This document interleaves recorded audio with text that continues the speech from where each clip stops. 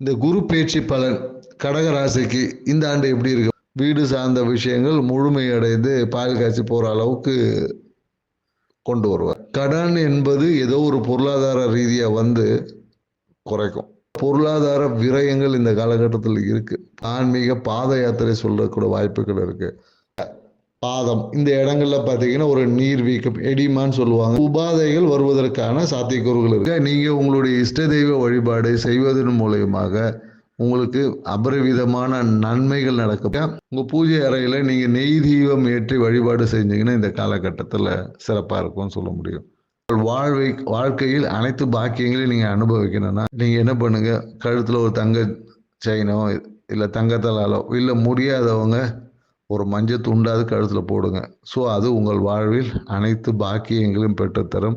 இந்த குரு பயிற்சியை எப்படி நீங்க இன்னும் சாதகமாக்க முடியும், உங்க வாழ்வை செழிப்பாக்கிக்க முடியும், வளமாக்கிக்க முடியும்ன்ற டீட்டெயில் வீடியோவை கீழே இருக்க லிங்க்ல கொடுத்துருக்கோம். அந்த லிங்க் வழியே நீங்க போய் டீட்டெயில் வீடியோவை முழுசா பார்த்தீங்கன்னா உங்களுக்கு தேவையான அனைத்து பரிகாரங்களுடன் வாழ்வியல் சார்ந்த மாற்றத்துடன் இந்த குரு பயிற்சியை சிறப்பாக்க வழிகளை சொல்லியிருக்கோம்.